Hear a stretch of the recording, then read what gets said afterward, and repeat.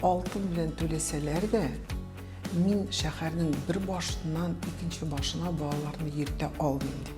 Эльмираны бик әйбәт пианист була дип әзерләделәр. Илья, ты послушай, как у тебя дочь поет. Нәрсә тыңларга инде, көн сайын Эльмираны җырлаган ишетә. Мин дә инде искитәрлек инде шунда дип. Ләсә кемгә бирмәгез баланы. Баланың тавышын бетерерләр. Әгәр дә дөрес итеп укытмасалар, Мен костан чыкты. дөрес итеп укытмасалар, җиңел эш түгел икәнен мин аны, җиңел юл икәнен мин аны сразу сиздем. Сез Эльмираны шушы хаталардан, шушы авырлыктан саклап калырга да теләгәнсез. Теләдем. Ну, ана бит. Киң тамашачыга, киң аудиторияга Эльмира Калимуллина исеме «Голос» телевизион проектыннан соң яңгырап килеп керде. Әйдәгез шул елларга әйләнеп кайтыйк. Ул ничек булды?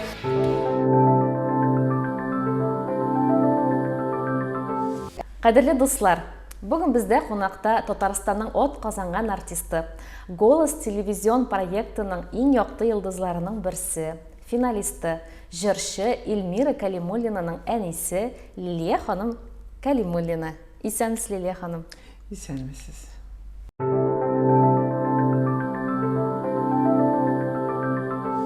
Лилия ханым, үзегез турында сөйләп китегез әле. Сез кайсы яклардан, кая туып үстегез, кем булып эшлисез? Мин Әлмәт районы станция Калейкинда тудым. Минем әнием Ләлә ханым, әтием Риф. Менә шулар гаиләсендә 61 елда мин бу дөньяга килдем. Үзем гомер буе стройкада эшләдем. Сез димәк төзүчегә укыдыгыз? Мин төзүчегә укыдым, әйе. Менә аның өчен әтигә мин бик рәхмәтлемен. Мин бала чакта хыялланган идем, балерина булам дип. Ләкин хыялым тормышка Ашмады? ашмады, әйе. Менә әтием мине шул төзүче юлына җибәрде. Минем әти төзүче иде. Ул заслуженный төзүче Татарстанның атказан төзүче әти. Вот шул безнең гаиләдә бөтенесе атказан. Мин генә андый нием юк. Вот шул мин төзүче булып укып чыктым да, төзүче колледжында. Ә нишләп сорыйм әле, балерина булырга хыялландыгыз? Сез бит инде авылда үскән кыз, каян сезгә балерина булу теләге килеп керде? Белмим, менә мин күпме үземне хәтерлим, мин бик биергә яратадырым. Менә балерина булам дип хыялланадырым. Белмим, менә шул биергә бик яратадырым. Минем әти бик әйбәт биедер. Мин үзем биергә яратадырым. Гомер буе бийдем. Бала чагында мин бию түгәрәгенә җирдем. 6 класска хәтле шулында без теге халык биюләре, татар биюләре, молдаванескалар биеп, украин, теге лезгинкалар биеп, менә шулай итеп җырлыйдык без. Шуңа менә шундый хыялым бар иде. Вот, ләкин тормыш бит үз юлы белән бара. Вот шулай итеп мин 10 классны тамамлаганнан соң институт культурага керәм дип барган идем, ләкин мин анда керә алмадым. Аннары әйттем әтигә, ярар, менә 2нче елга кермен. Әти әйтте, мин исән чагында син кулыңа һөнәр аласың, аннары ничек телисең шулай яшәрсең дип әйтте. Шулай итеп кулымнан җитәкләп, чыннан да җитәкләп, прямо безнең Түбән Камада строительный техникум бар иде. Менә шул. Менә шунда мин кердем. Бик әйбәт экзаменнарны бирдем. Теге мин шул бишлегә экзаменнарны биргәч, студентлар кем шулай әйбәт экзамен бирде микән дип оказывается мине карарга да килгәннәр. Әйе, менә шул техникумны мин кызыл диплом белән тамамладым. Шулай итеп шуннан соң эшләй башладым. Мин мастер булып эшләдем 1 ел. Төзеделәр анда шул сажевый заводлар, Нижнекамск нефтехим, шунда җирдем мин. Мастер булып. Аннары зарплата отделында утырдым.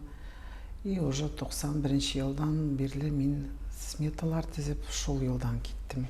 Менә хәзер укытам. Смета тезерге үйретем кішілерден. Әлі эшләвегезне дәвам итәсез. Дәвам итәм, ие. Ярый. Эльмираның әтисе турында да сөйләп киттегез. Эльмираның әтисе белән без как раз менә шул сажевый заводта таныштык. Ул да мастер булып эшлидер, мин дә мастер булып эшлидер. Менә шунда без аның белән танышып, ул мине кинога чакырды. Шулай итеп, менә танышып, аннары гаилә кырдык. Һәм сезнең олы улыгыз Илдар. Илдар туды. Илдар туды. Аннары 3 елдан соң бу дөньяга Эльмира килде.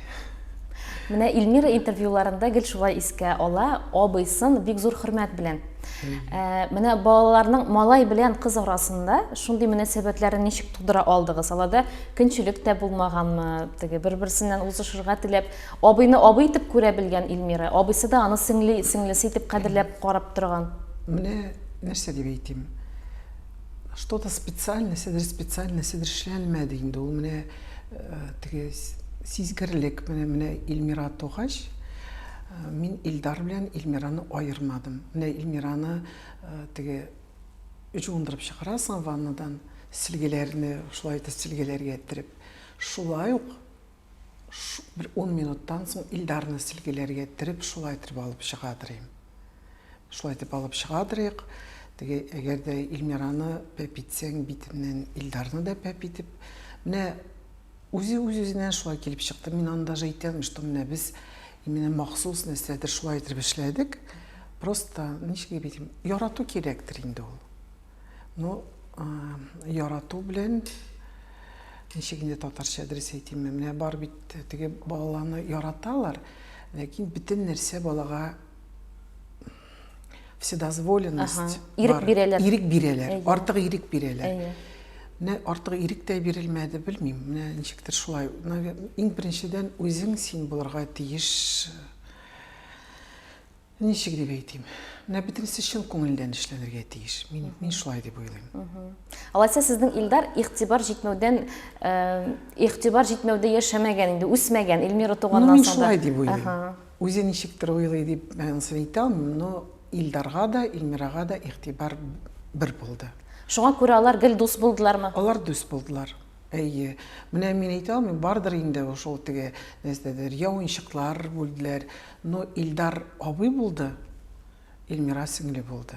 Менә нәрсәдер мин эшкә бер рәстә эшлим, кухняда әзерлим, Илдарга әйтәдем, карап тор әле улым, әгәр дә Эльмира борчыла башласа, җылый башласа, Илдар килеп мине чакырадыр, мин аннары шул Эльмира янына барадыр инде.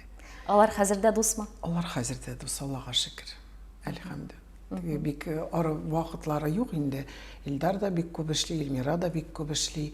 Ләкин Илдар һаман да апайым дип әйтә Эльмирага, Эльмира абыем дип әйтә.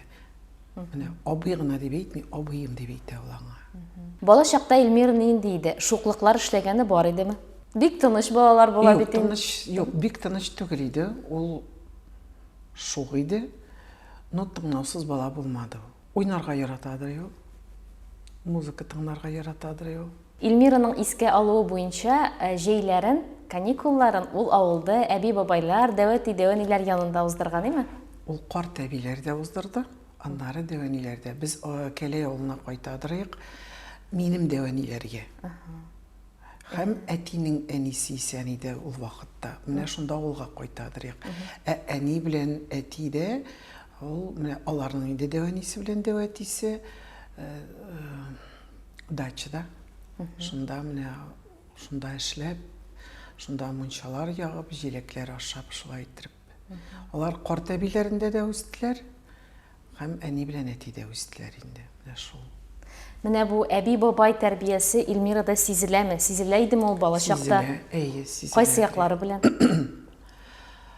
Нәрсәләргә өйрәттеләр? Эшкә өйрәткәннәрдер, дугалар өйрәткәннәрдер бәлки. Ну, менә минем дәвәнием әнидән, әни инде бөтен нәрсәне өйрәтеп теге.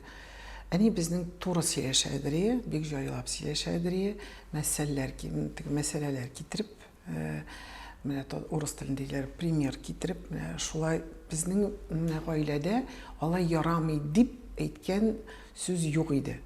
Аңлаталар иде. Нишләп шулай эшләсәң, менә булай килеп чыга, икенче төрле эшләсәң, менә син икенче төрле килеп чыга дип, теге аңлатырга тырыша. Тормыштан мисаллар белән. Тормыштан мисаллар белән әни, менә мине дә шулай итеп үстерде. И Илмира белән Илдарга да шул мисаллар китереп, тормыштан мисаллар китереп, шулай итеп булды. Шундый ниде. Илмираның менә пешерә белү осталыгы, аш-суга осталыгы ул кемнән килә? Ул миннән дә килә, Дәванисеннән дә килә. Менә гаиләдә безнең теге балалар уйнап утырып, мин аш-су пешереп, андый юк иде. Без әгәр дә мин ашарга пешерәм икән, Илдар да, Илмира да нәрсә булса да эшлиләр иде. Аралашып, теге менә әниләрдә дә шулай. Безнең юк иде ул, что бер кеше телевизор карап утыра, я Дәвани ашарга пешерә, я мин ашарга пешерә.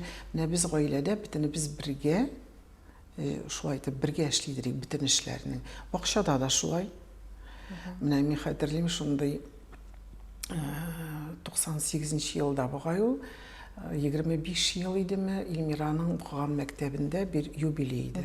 Шунда юбилейда Илмира чыгыш ясады, беренче мәртәбә җыр җырлады сольный шунда. Һәм аннан соң без әйберләрне җыйдык та кайтып китәбез, шул үзара сөйләшәбез. Менә иртәгә бакчага барырга кирәк, бәрәңге утыртырга, шулай итеп. Кемдер әйтә, ничек инде шундый кызны бәрәңге утыртырга? Юк, безнең ничек дип менә эш эшләгәндә бөтен гаилә белән эшләйдек. Илмира белән Илдар шәһәр балалары булса да, алар авылдагы бөтен эшне белеп үстеләрме? Бөтен эшне белеп үстеләр. Җир казымы, Илмира җир казымады, бәрәңге матиклау, бәрәңге утау, суган түтәлләре утау, бергә утыртканда суган утыртадырык. Хәзер дә әллә нигә бер шул килеп чыкса, әйтәдер, кызым менә булай, Илмира менә карап кына тора. Әни, мин бит беләм. Менә мин нәрсә эшләдем, балалар янда булды. Әни белән әти нәрсә эшләде, балалар янда булды. Мәктәбегезнең юбилеенда, димәк, Илмира үзенең беренче чыгышын ясаган, име? 98 елда ул теге музыкаль мәктәптә, Мечта дигән мәктәптә укыды. Вот шуның юбилеенда чыгыш ясады ул 98 елны. Ничә яшь иде Илмирага? 10 яшь. Менә бу музыка мәктәбендә укый башлавы турында. Илмираның интервьюларында ул без бер фатирдан икенчесенә күчендек, һәм ул фатир менә музыка мәктәбе белән янәшә булып чыкты, димме? Аның менә теге тарихын дип әйтсәң, минем сеңлем бит музыкант, ул музыка мәктәбендә укытадыр. Әйтәдер, ой, апа, безнең музыка мәктәбендә Огородников методикасында укыталар балаларны, ул шундый теге искиткеч методика балаларга бик файдалы дип әйтәдер. Мин шул вакытта әйттем, балакаем, менә алтын белән түләсәләр дә, мин шәһәрнең бер башыннан икенче башына балаларны йөртә алмыйм дип. То, что минем теләгем юк иде, мөмкинлек юк иде. Вот шулай итеп, искитәрлек менә шул хәтле менә анда Аллаһ Тәгалә эшиткәндер. Илмираны бит укытырга кирәк дип, без менә торган җирдән фатирны алыштырып, Химиков 20 иде, Түбән Камада шунда квартира алып, анда 10 минутлык юл. Сез аны махсус Илмира өчен эшләдегезме? Үзе шулай килеп чыкты. Шулай килеп чыкты. Шулай килеп чыкты, что без шәһәрнең бер ягында торадык, и без анда 2 бүлмәле иде фатирыбыз. Шулай итеп килеп чыкты, что без икенче җиргә килеп күчеп киттек, анда 3 бүлмәле фатир алдык. И анда менә как раз Алия укыта торган мәктәптә, менә 14нче мәктәп иде Түбән Камада, и шунда музыкаль мәктәп Мечта, шунда урнашкан иде. Менә шул килеп чыкты, менә бу нәрсә дип әйтәсең. Бу Аллаһ Тәгаләнең просто рәхмәте, менә шулай булырга тиеш булган. Менә шул. Әле Илмира безнең теге садикта җиргәндә, әле аны килеп гимнастикада да алдылар. Без бер ел Илмирага 6 яшь иде. Атнага 2 мәртәбә алып барадыр яганы гимнастика, атнага 2 мәртәбә барадыр ул шул музыка мәктәбенә. Аннары инде уйладык, что 2 мәктәпне дә алып барырга авыр була. Эльмира ул бик әйбәт шпагатта утырадыр. Аны шулай итеп именно детский садикка килеп, тренерлар карап шулай итеп алдылар. Но уже бер елдан соң безгә без ойладык, что ул бит мәктәп. Ул бит түгәрәк кенә түгел. Аның тегесе дә мәктәп, спорт мәктәбе. Монысы да мәктәп. Шуңа инде без музыка юлын сайладык. Ул музыка мәктәбендә Эльмира вокал буенча укыдымы, әллә башка? Юк, ул башта фортепианода укыды. Минем сеңлем дә укыды фортепианода. Сеңлегезнең исем һәм фамилиясе? Алия Тимирбаева. Әйе. Сеңлем Алия дә укыды. Вот Эльмираны бик әйбәт пианист була дип әзерләделәр. Потому что шул әйбәт уйдыйдыр ул, хайран произведенияларны демәк икенче класста укый, ул уйныйдыр уже 3нче класс программасын. Алдан бара иде. Алдан барадыр, әйе. Вот аннары менә хәзер хәтерләмим ничәнче елда, 97-дәме? 97 елда. Шул анда аларның бит музыкальная хоровая школа мечта иде. Анда шул инструментларда да өйрәтәләр иде. Уйнарга һәм хорга бик зур игътибар бирәләр. Аннары менә 97-98 елларда игътибар бирә башладылар вокалга. Уже айрым балалар белән шөгыльләнеп. Шулай итеп, шунда килеп чыкты да, 97 елда Алия китте Казанга. И Алия Эльмира шулай ук мәктәптә укып, аннары менә Ольга Михайловна Саперова Эльмираны вокал өйрәтә башлады, уже айрым махсус вокалга. И мин хәтерлим, шул конкурска әзерләнәләр, ул миңа әйтә: «Илья, ты послушай, как у тебя дочь поет». Мин тыңларга инде, мин көн сайын Эльмираның җырлаганын ишетәм, нинди искитәрлек инде шунда дип. Аннары менә 98 елда, менә май айында ул юбилейда җырлады. И шул 98 елда көз көне булды Түбән Камада беренче конкурс. И анда Түбән Кама районындагы бер 120 бала җыелган иде. Алар инде бәләкәйләрдән аларга алып. И шул 120 баладан Эльмира финалга чыкты. Менә шунда миңа ул, конечно, шунда уйладым. Бу балада нәрсәдер бар? Бу балада сәләт бар. Потому что мин аңа артык игътибар бирмәдем. Музыкальный да укый, әйбәт укый, вокалга җыри.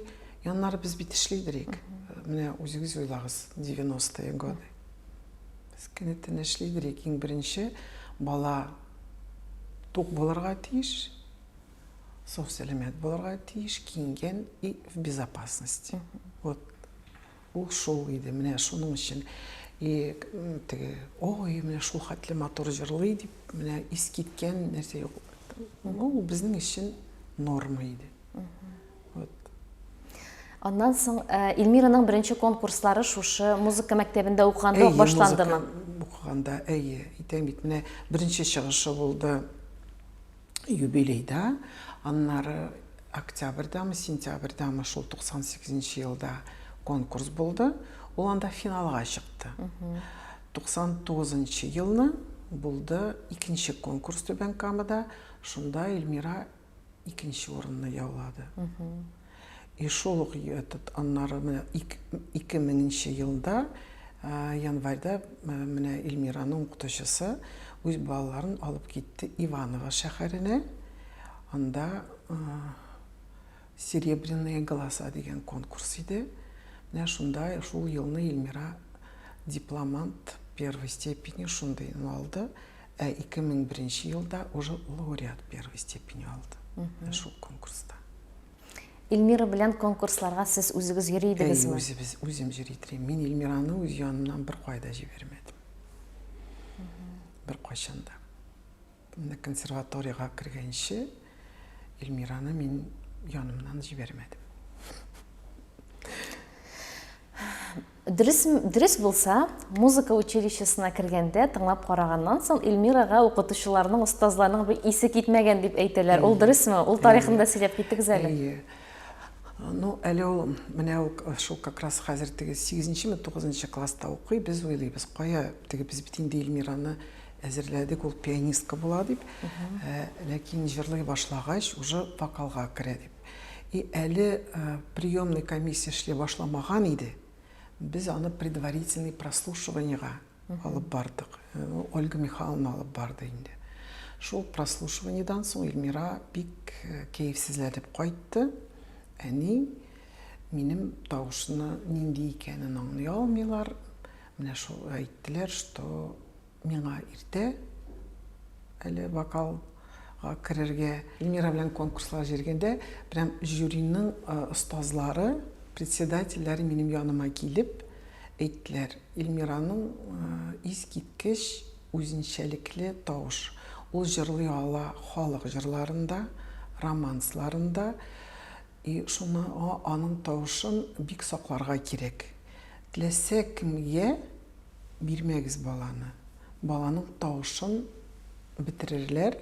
Әгәр дә дөрес итеп укытмасалар, Мен костаннар чыкты. Дөрес итеп укытмасалар, Эльмираның тавышы именно шул менә индивидуальность, уникальность ее голоса может потеряться, югалачак. Шуңа бик сак булыгыз диделәр. Инде менә шул прослушиваниедан соң Эльмирага әйттеләр, менә килсен әниң, сөйләшербез, без менә синең белән әз генә җәй буе шөгыльләнербез дә, аннары син керерсең дигәч, менә минем Шикләндегез. Мин шикләндем, и мин эчемнән уйладым. Хәзер мин талантлы балама акча түләп, аны кемгәдер җыртмыйм дип, и мин уйладым. Менә Аллаһ Тәгалә хәерлесен бирсен, митәм, ярар кызым. Алайса шундый ни булгач, син алайса укыйсың, менә керәсең, 11 классыңа бетерәсең, аннары күз күрер. Аллаһ Тәгалә юлын бирер. Менә мине дәвани өйрәтте, кызым, бер нинди теләк теләмә син. Аллаһ Тәгаләдән хәерлесен генә сора дип өйрәткән иде мине дәвани. Менә минем ул шундый девиз булды. Без барыбер сорыйбыз. Но менә нишләптер балаларга туры килгәндә, мин менә шулай әйттем, кызым, ярар, митем, борчылма. Митем, Аллаһ Тәгалә үзе юлын күрсәтер. Аннары менә шулай итеп, менә аннары без менә Эльмира 11 класс битергәннән соң да күпме Казанга килеп, әле битергән иде. Менә 11 класска керә алдыннан без монда Казанда тоже, Казан училищесына да прослушиваниега бардык. Без хайран җирдек. Но безне беркем дә әйтмәде, ой, шул хәтле, прям Эльмира, теге сәләтле бала дип. Андый ниләр булмады. Бөтенесе теге шикләнеп, но мин аңлыйм. Алар куллары астында кем генә узмаган бит инде, чыннан да. Кем соң? Ул бит минем өчен Эльмира бала. Ул минем өчен сәләтле. Менә шулай итеп, но мин хәтерлим, менә 11 класска керә алман, җәй көне менә монда безгә биргәннәр иде телефон номерларын. Мин шул прослушиваниеларга алып бардык та Эльмираны, то бер артистка, то икенчегә. Шулай итеп, но берсе дә ох дип әйтмәделәр. Ләкин менә мин хәтерлим, менә без төшәбез астан, менә консерваториядан соң менә киренгенә. Мин киренгенә барам, митәм, борчылма, митәм, кызым. Митәм, жизнь все расставит по своим местам. Менә шулай килеп чыкты да. Һәм Эльмира 11 классны укып бетереп, Казанга консерваторияга укырга китте. Менә ул 11 класста укыганда да, менә мин точно, что ой, Эльмираны җырдан җибәрәм дип, андый теләгем булмады минем. Мин просто Эльмираның янында булдым. Тормышта уйлыйдым, мин аны чыгарып җибәрергә, дөресен әйткәндә, бик курыктым. Кыз бала. Яннары бит теге җырчы инде һөнәр, әйеме, кешегә. Без бит шулай үскән. Һөнәр минде ул дип, эш минде ул дип, шулай итеп, шулай бит нитәләр инде. И җиңел эш түгел икән, мин аны җиңел юл икән, мин аны сразу сиздем. Потому что беренчедән минем сеңлем Алия музыка юлынан киткән иде. Анда хайран каталар булды. Үзебез генә беләбез. Мин аны күрдем, мин аны сиздем. И что ул жыр юлы, менә жеңіл юл екен, мен тоже аңладым, мен тоже сездім. Һәм сез Эльмираны шушы хаталардан, шушы авырлыктан саклап калырга да теләгәнсез. Теләдем. Ну, ана бит мин. Минем өчен иң беренче, чтобы минем балам сау сәламәт булсын. Психик яктан да, чтобы аның бөтенесе, ну, әйбәт булсын дип инде. И бик кат, мин бер ел буе җинәп җыкламадым. Менә 11 класста һаман да хәтерлим, потому что бер яктан сизем, ул җыр юлыннан барырга тиеш. Прям мин аны сизем. Икенче яктан бөтен җирдә әйтәләр, дин буенча да, җыр буенча барырга бик әйбәт түгел дип, безнең бит әбиләр намазда. Аннары нинди һөнәр инде ул тормышта. Аннары бит аның шикелле сәләтле кешеләр ул гына бер генә түгел бит. Мин бик уйладым, бик борчылдым. Ел буе нишләргә мин уйлаган идем, әгәр дә менә безнең шәһәрдә экономик факультетына кирип, ну, просто музыка белән шөгыльләнер дип тә шулай икән. Ләкин менә ничек дип әйтим, менә урыс телендә әйтәләр бит знаки судьбы. Мин аны укый беләм. И мин аңлыйм, что юк юл менә шуннан барырга тиеш. Ләкин бит Эльмираның музыкаль училище булмагач, ул без бирдек инде менә подготовительный факультетка. Менә шунда экзаменнарны биреп, Эльмира узды.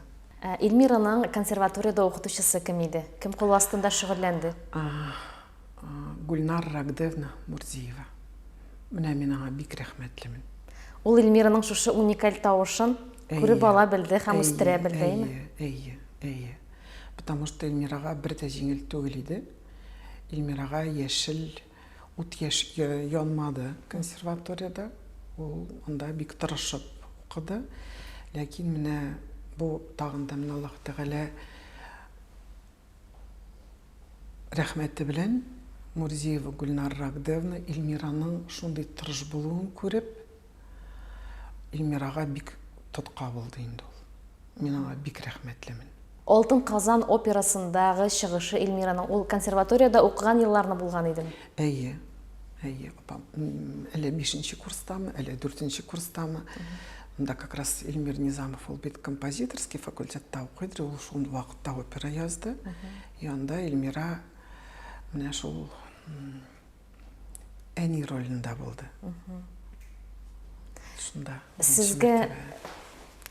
Сезнең үзегезгә әни буларак Эльмираның менә ул вакыттагы опера җырлары башкару ошый идеме? Эстрада җырлары күбрәк ошыймы? Бөтен нәрсә ошый. Миңа бик ошый Эльмираның халык җырлары. Ул барыбер теге ана сөте белән кергән бит ул. Менә шулар. Мин бик горурланам Эльмираның опера тавышы белән дә җырлаганына. Бик тырыш кыз ул безнең.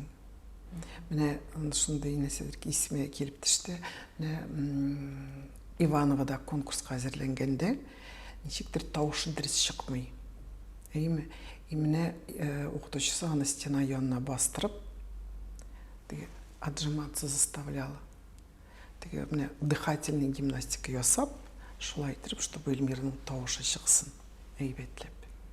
Эльмира гомергә җиңел барды дип әйтмим. Аның сәләте бар иде, но Эльмира бик тырышып. Ничә процентта гына талант һәм иң күбе ул тырышлык бар беләме? Сәләте дә бар, таланты да бар, ләкин Эльмира безнең бик тырыш. Мин аңа менә шул яктан шаккатам. Горурланам, сакланам. Ул бик тырыш. Лилия ханым, һәм инде киң тамашачыга, киң аудиторияга Эльмира Кәлимуллина исеме «Голос» телевизион проектыннан соң яңгырап килеп керде. Әйдәгез шул елларга әйләнеп кайтыйк. Ул ничек булды? Эльмира бит ул беренче проектта катнашты, тәүге проект. Аның кастингы турында каян белдегез? Ну, беренчедән мин белдем уже ул заявка биргәненнән соң гына. Алар аны бөтенесе абыйсы белән эшләделәр. И уже кастинг булыр алдыннан гына Эльмира миңа әйтте, әни менә шундый проект булачак. Мин шунда заявка бирдим, мин прослушиваниега барам дип әйтте. Мин интернеттан ачтым. Мин караган идем, ким анда, жюрида әле кем булганын белмидем. Мин шунда иң беренче менә хәтерим итем, ой балакаем, кая керәсең дип шундый. Ни, аннары хәтерлим менә ул әйтте, әни мин кастингтан уздым дип әйтте. Шалтыратып әйттеме Мәскәүдән? Шалтыратып әйтте, Анда кем белән барды кастингка? Үзе. Бер үзе. Беренче тапкыр үзен тыңлатып күрсәтергә бер үзе барды һәм сезгә шалтырата. Бер үзе барды, әйе. Әле анда аларга алмаска икеләнеп торганнар. Теге кемгәдер бит әйтәләр, все син уздың. Аннары ул кастингны икеләнеп торганнар. Аларга аны алмаска. Аннары менә аннары шалтыратканнар, сез уздыгыз дип, Эльмира миңа шалтыратты. Шунда. Бу вакытта куандыгызмы, әллә инде ой тагын нәрсә булыр дип тагын борчылдыгызмы? Ничек дип әйтим? Менә беләсезме, мин әллә куана белмим. Или теге мин шул хәтле бала өчен борчылам. Артык куанырга куркасыз. Артык куанырга куркам мин. Мин просто хәтерлим, я Алла, Аллага шөкер узды дип. Ләкин аны белдек шул гаиләдә без генә. Мин теге Рамил һәм улым Илдар бүтән без аны, может Эльмираның бик якын дуслары белгәндер, без аны бер кешегә дә әйтмәдек. Ул секрет иде. Вот. Ул аны әйтмәскә проектын да кушканнар да, проекттан да ниткәннәр иде. Но әгәр что Эльмира проектка барды дип тә без пока менә телевидениега чыкмады, мин бер кешегә дә әйтмәдем. Onlar миңа әйттеләр, ох, тешләг инде син. Аннан соң инде теге без тамашачылар күргән инде ул теге әзер продукт телевидениеда име, ул бер датада чыкты. Сез инде бу кичерешләрне алдан кичергәнсез. Булар барысы да алданрак баргандыр бит. Алданрак булды. Һәм менә Эльмира бу тыңлап карауның икенче этабы буламы инде менә бу телевидениега? Телевидение уже икенче. Башта алар заявка җибәрәләр, аларның аудио прослушивание. Аннары алар җырлыйлар, анда икенче жюри. И уже шул прослушиваниедан соң гына уже менә кем күрә, что беренче алар теге жюри менә креслоларда утыралар, ул уже өченче этап по факту. Менә. Өченче этапка? Уже өченче этапта Эльмира тоже үзе барды. Аның белән кемнәр барды? Анда бит бүлмәдә аны көтеп торучылар да бар иде. Дуслары. Әйе, дуслары. Мин бит эшлим. Һәм сезгә Эльмира шулай ук миңа борылдылар, Пелагея борылды дип шалтыратып әйттеме телефоннан? Әйе. Хәтерлисезме ул көнне? Хәтерлим, менә шунда мин, потому что Эльмираның Пелагеяга барасы киләдер. Вот, и шунда ул борылды. Менә шунда бик сөендем инде. Сөендем, ләкин анда тоже бит теге аралашып булмый, әйтеп булмый бер кешегә дә, потому что әле нигә чыкмаган. Эфирга чыкмаган. Вот. Эфир чыгасы көнне туганнарыгызга, дусларыгызга әйттегезме? Карагыз, теге бер яңалык бар безнең дип карап. Дөресен әйткәндә хәтерләмим, шулайдыр инде. Менә проектка чыган соң, ну менә то, что уже менә что Пелагея Эльмирага борылды. Андагы инде телефон шалтыратуы әйтеп бетергесез инде. Бик куаналар, кытлыйлар, әйе, шулай итеп. Телефон кайнар булды инде. Шулай итеп, ну бик күп кеше әйтте, ах, тешләк, нигә әйтмәдең дип. Менә ничектер шулай инде хәтерләйм. Ничектер менә минем эштә пока менә эш килеп чыкмады, аның турында кычкырып әйтмәскә. Сакларга. Төрле кеше бар бит. Шулай. Төрле энергиялар бар. Нәрсә дип әйтим теге, көнләшү бар. Менә минем девиз гомер буена, чтобы мин балаларны сакларга тиеш. Сезгә бераз гына менә шу Голос телевизион проектының сәхнә артында сөйләп китегез әле. Һәм менә шушы инде финалистларны конкурска сайлап алгач, алар Мәскәүдә яшәделәрме? Узак бардымы бу вакыт? Юк, алар гел кайтып җирделәр. Остазлар белән ничек шөгыльләнделәр? Менә киләләр, бер-ике көн теге репетиция алып баралар да, таң кайталар. Аннары инде менә уже самый финал булганда, аның бит уже арасы әс. Шунда уже яшәде Эльмира, шунда Мәскәүдә яшәде. Авыр булдымы? Кичерешләр, стресс халәте булдымы Эльмирада? Юкмы, җиңел бардымы? Булгандыр инде ул. Менә мин аның янына 2 мәртәбә килдем.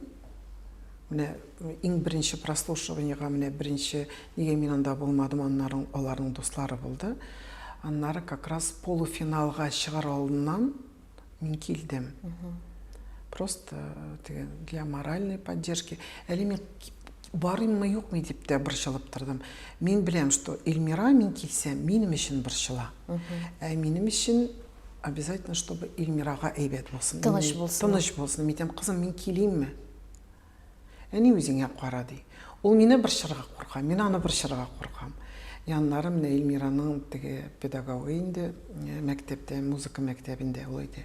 Илгә ничек инде бармыйсың син ди. Шулай итеп мин бардым.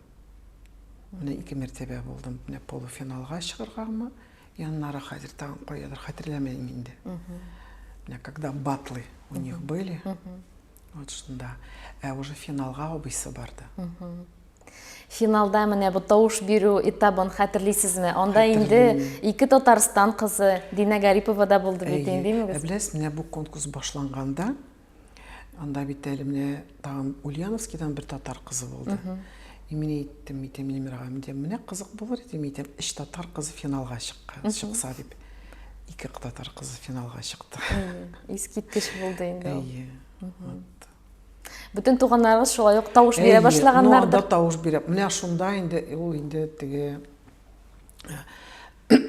финал булганда, менә кайнана белән кайнатам килде. Бик якын подружкам килде. Аннары Эльмираның менә шул мәктәптә укыта торган Ольга Михайловна булды. Менә шул телевизор карап утырдык. Менә кайнатам ул безнең бик эмоция күрсәтә торган кеше түгел иде. Менә записта калган, әткәй карап утыра, и бармаклары белән менә шулай итеп утыра. Шулай итеп борчылган. Шулай итеп инде. Менә шулай итеп бергә җыелышып, шулай итеп. Әлеге проектның нәтиҗәсе нинди булуга карамастан, проект тәмамлангач, нәкъ менә Эльмира Калимуллина бүтән җирдә дә төрле проектларда катнаша башлады һәм ул тамашачыга иң ачык иде алар арасыннан. Менә бу ничек шулай булды икән? Бу Эльмира шулай ук теге интуициясе буенча шулай ачык булырга теләп эшләмәдеме? Ул бит ябылып калмады. Юк, Эльмира ул безнең менә просто шундый ачык кеше. Ул менә эшләсә, эшли, чын күңелдән бөтенесен эшли. 200 кеше түгел ул. Күпме концертларда катнашты ул, теге благотворительный хәйрия чараларында да катнашты. Шулай ук теге спорт уеннарында да илче булды. Бүтән җирдә катнашты һәм аның бу бик зур уңышыдыр. Менә шул вакытта ул туктап калмады. Ул әйтәм бит, ул бик тырыш. Урыслар әйтә бит, урыс телендә трудолюбивый ул. Ул менә бик тырыш. И бүтән нәрсәгә ул ачык булды. Ул вакытта Эльмирада йолдызлык шире дигән әйбер булмадымы? Безнең өчен ул әле теге бер ачыш иде тамашачы өчен. Ә сезгә әни буларак аның үзгәрешләре сизелмәдеме? Сизелде, ләкин мин аны бик тиз бастырдыгыз. Юк, теге каты итеп түгел, мин аңа без гел туры сөйләшәбез балалар белән. Мин аңа әйттем, кызым, менә хәзер син пьедесталда, 1-2 көннән соң икенче кеше пьедесталга килә. Менә кеше булып калырга кирәк. Әлеге голос проектыннан соң Эльмирага Татарстанның атказанган артисткасы исеме бирелде. Фикерләр ике төрле иде. Бер проектта катнашып кына шул арада инде шундый дәрәҗәле исемгә иреште диючеләр дә булды. Һәм инде Татарстанны танытты, дөнья күләм таныткан кыз бит ул. Һичшиксез лаек диючеләр дә булды.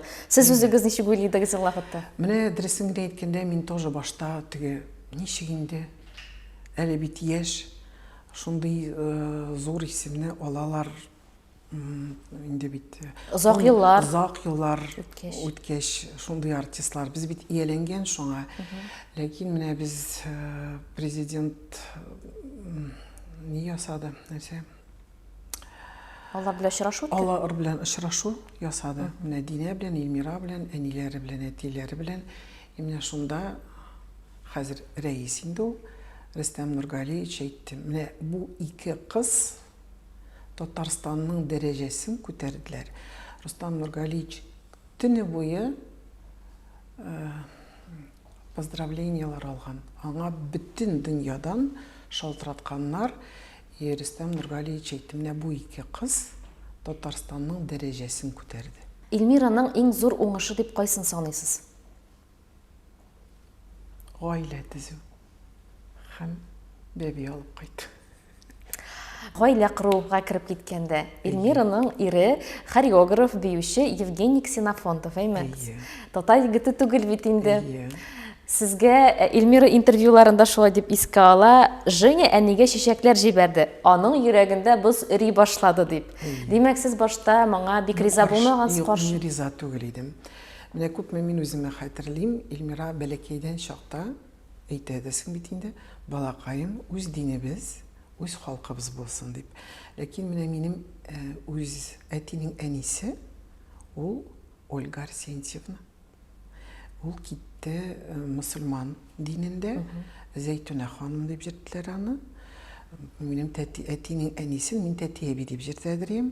Тәти әби әйтте, гомер буе татар белән яшәдем, бер көндә эшләмәдем, татардан балалар таптым, мин мусульман булып китәм дип, менә әтинең әнисе шул нигә китте. Канда безнең ул бар. Мин Эльмираны бәләкәйдән чакта әйттем, балакаем, кызым, үз динеңдә үз халкыбыз булырга тиеш дип. Ләкин менә тормыш икенче юлдан алып барды.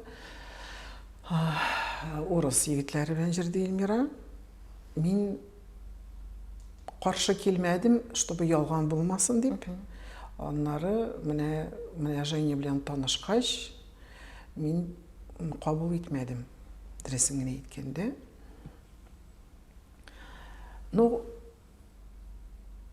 Аллага шөкер, менә Женя Эльмираңа шулай дип әйткәч, беләсеңме, менә әни кабул итми безнең очрашуны дип ул әйткән.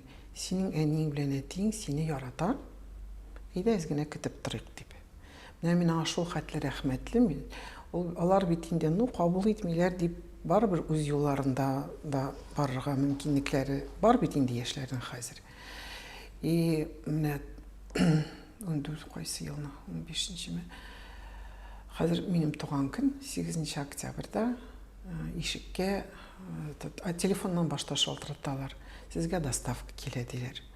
Ну, мин уже барып ияләнгән, теге Эльмира артист булгач, доставка аркылы теге бүләкләр дә җибәргәләделәр, нитләр. Ишекне ачып җибәрсәм, бер яшь егет тора, моның хәтле букет, ак-пак розалар. Мин моны алдым да инде, кул куйдым, хәзер хәтерләмим инде, и визитканы укыйм. Анда язылган. Ой, прямо. Уважаемая Лилия Рифовна, разрешите поздравить вас с днем рождения. С уважением и почтением, Евгений Ксенофонтов. Ул бит поздравляй дип тә язмаган. Ул разрешите дип язган, с почтением дип язган. Йөздә бер ак роза. Яшь кенә егеттә күпме зирәклек. И мин шунда аңладым, что ул розалар миңа түгел. Аларның беренче минем кызыма. Потому что ул минем кызымны яратмый гына, ул хөрмәт итә. Шуннан соң мин икенче төрле карый башладым. Әйтәм бит, менә минем өчен иң беренче, что минем балалар бәхетле булсын. Яннары, менә Эльмираның беренче сольный концертында ул килергә җыенган, димәйтем, кызым, минем ишек ачык. Әйдә танышабыз дип. Шул. Ул минем кияүм мине әнкәй дип әйтте. И туган балага ул исем тапты. Мурат исеме. Менә мин нишләр идем урыс исеме кушса? Мин бит бер нәрсә эшләмәс идем. Менә мин шуңа бик рәхмәтлемен. Иң беренче Аллаһка Тәгаләгә рәхмәтлемен, что ул менә минем эштә уйларымны, фикерләремне белеп, Аллаһка шөкер, балаларым да бәхетле. Һәм хәзер сез аларның матур тормышларының шаһиты булып, оныгыз Муратны үстерешеп, тәрбияләшергә ярдәм итеп яшисез бергә. Киштән килгәнне эшлим, Аллага шөкер. Киштән килгәнем. Мин бит үзем дә эшлим әле, һаман да эшли торган дәвани мин. Киштән килгәнен эшлим. Аллага шөкер, алар менә балаларын калдырмыйча, үзләре белән җиртәләр. Кирәк булганда мин киләм, булышам. Менә шулай, Аллага шөкер. Лилия ханым, сезнең Илмира өчен иң нык борчылган чагыгыз кайсы булды, кайчан? Иң нык борчылган чагым беренче консерваторияда кергәч. Потому что бик катлаулы булды. Бик катлаулы булды. Шундай бик борчылдым. Эльмираның даже мин дөрес укыйммы, юкмы дип, дөрес юлдан бараммы дип бик борчылганы булды. Шикләнде үзе дә. Шикләнде, бик шикләнде. Мин әйттем, кызым, юк, бөтен нәрсә дөрес бара. Сез, минемчә, атказанган әни, чөнки сез менә шул хәтлек тирән борчылып барсы өчен дә, шундый зирәклек күрсәтә белгәнегез өчен, Илмираны гына түгел, улыгызны да фән юлыннан киткән инде, менә шундый үрләргә җиткерә белгәнегез өчен, мин сезгә һичшиксез атказанган әни исемен бирер идем. Шуңа күрә сез дә шулай атказанган. Рәхмәт бик зур безгә кунакка килгәнегез өчен һәм шундый кызыклы әйберләр турында сөйләгәнегез өчен. Сезгә бик зур рәхмәт. Сау булыгыз. Уңышлар телим барчагызга да, сау булыгыз.